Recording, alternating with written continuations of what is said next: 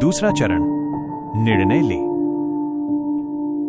परमेश्वर की इच्छा का 99% हिस्सा सामान्य ज्ञान है। निर्णय हमारी इच्छा में काम करने वाला विश्वास है। निर्णय के बिना मनुष्य के पास एक स्थिर मन नहीं होता। यह अत्यंत आवश्यक है कि वह अपना मन पक्का करे। निर्णय की कमी से मन अस्थिर हो जाता है और इसके विपरीत स्पष्ट और दृढ़ निर्णय के माध्यम से स्थिर होता है। याकूब अध्याय 1 आयत 6 से 8 में लिखा है, दोहरे मन वाला मनुष्य अपने सभी मार्गों में अस्थिर होता है। वह मनुष्य यह न सोचे कि उसे प्रभु से कुछ प्राप्त होगा। इसलिए प्रार्थना के उत्तर प्राप्त करने में निर्णय एक महत्वपूर्ण तत्व है। कई धर्मशास्त्री, इतिहासकार और विद्वान मानते हैं कि याकूब यीशु के सगे भाई थे। वे उसी परिवार के थे। मरियम और यूसुफ उनके माता पिता थे और वे मसीह के साथ ही पले बढ़े थे। याकूब को अपने जीवन में जो सबसे कठिन निर्णय लेना पड़ा वो ये स्वीकार करना था कि ये व्यक्ति ही मसीहा है। ऐसा प्रतीत होता है कि वे इस निर्णय पर मसीह की मृत्यु और उनके पुनर्जीवित होने के बाद पहुंचे थे। स्पष्ट रूप से इसमें कुछ समय लगा और हम अच्छी तरह कल्पना कर सकते हैं कि उन्होंने हृदय से कितना गहरा आत्ममंथन किया होगा। अपने भाई को अपने अनंत उद्धारकर्ता और सर्वशक्तिमान परमेश्वर के रूप में स्वीकार करना, आप समझ सकते हैं, ये कोई आसान निर्णय नहीं रहा होगा। लेकिन उन्होंने ऐसा किया। उन्होंने अनिर्णय के साथ जीने की भयानक दुविधा को भी जाना था। इससे जुड़ी उलझन और मन की दुर्बलता ने याकूब को इस निष्कर्ष पर पहुंचने में मदद की कि दोहरे मन वाला मनुष्य अपने सभी मार्गों में अस्थिर होता है। हम निर्णय लेने से डरते हैं। यह न केवल हमारे सामने नए द्वार खोलता है, बल्कि ये मांग भी करता है कि हम अन्य विकल्पों के लिए अपने रास्ते बंद कर दें। ये बहुत घबराहट पैदा करने वाला हो सकता है। यदि हम दंत चिकित्सक बनने का निर्णय लेते हैं तो हम किसी और चीज के प्रशिक्षण का द्वार बंद कर देते हैं। जब हम एक लड़की से विवाह करने का निर्णय लेते हैं तो हम स्वयं को अन्य सभी से अलग कर लेते हैं। पूर्ण विकल्प चुनने की आवश्यकता अनिश्चितता पैदा कर सकती है और हमें काम टालने के लिए प्रेरित कर सकती है। निर्णय लेने से बचने के लिए हम जो दूसरा रास्ता अपना सकते हैं वो ये है कि हम परमेश्वर से हमारा मार्गदर्शन करने के लिए कहें। हमें हमेशा परमेश्वर का मार्गदर्शन खोजना चाहिए, लेकिन यह हमेशा उतनी स्पष्टता और शीघ्रता से नहीं मिल सकता जितना हम चाहेंगे। अगर परमेश्वर कुछ नहीं कहते तो कुछ लोग कोई कदम ही नहीं उठाते। यदि वे उनसे एक शब्द सुन लेते तो उनके पास परमेश्वर की बात मानने के अलावा कोई और विकल्प नहीं होता। हालांकि ये अभी भी निर्णय लेने की दुविधा का उत्तर नहीं देता है। ये उस व्यक्ति की तरह है जो मार्गदर्शन मांगता है कि उसे कहां जाना चाहिए। कुछ ही पलों बाद वो ब्राजील नट चॉकलेट का एक विज्ञापन देखता है।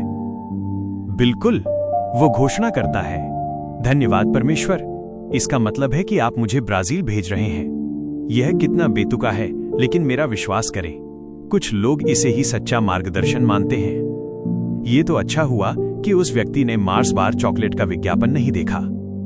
जीवन की हर छोटी घटना को परमेश्वर का संकेत मानने वाली सोच एक प्रकार की सनक है। ये परमेश्वर की इच्छा नहीं है। परमेश्वर की इच्छा का 99% हिस्सा सामान्य ज्ञान है। कोई भी व्यक्ति गाड़ी को तब तक दिशा नहीं दे सकता जब तक कि वो गति में न हो।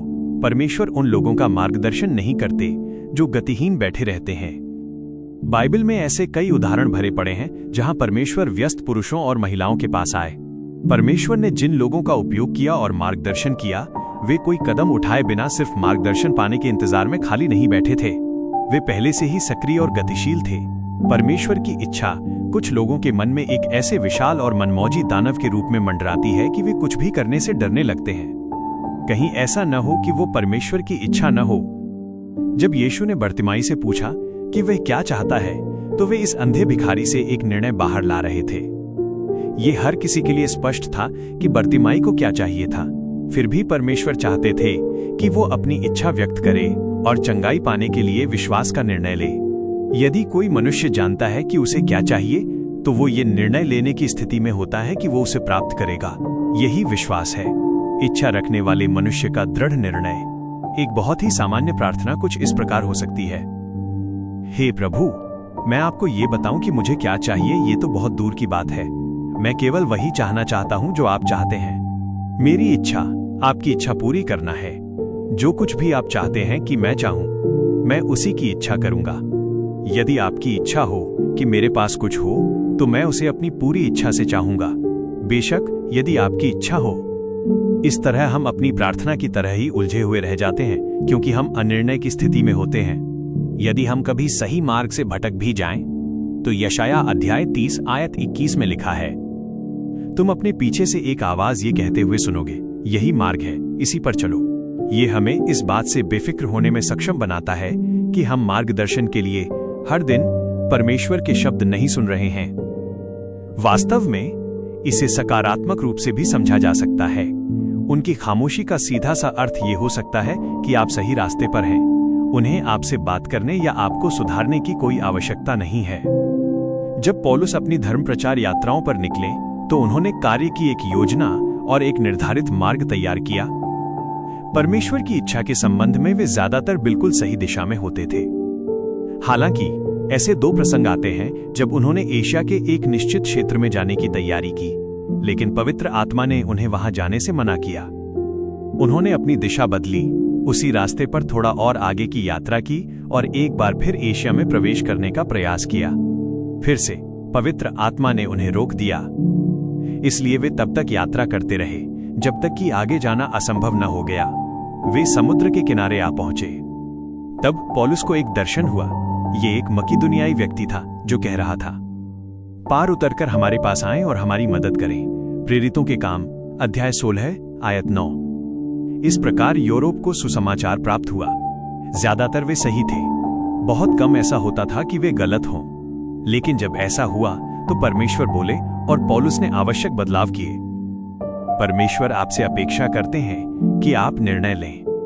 स्पष्ट रूप से ये ऐसे निर्णय होने चाहिए जो परमेश्वर की भावना के साथ लिए गए हों, जैसा कि नीति वचन अध्याय 16 आयत 3 में लिखा है, अपनी योजनाओं को प्रभु को सौंप दो और तुम्हारे विचार स्थिर हो जाएंगे।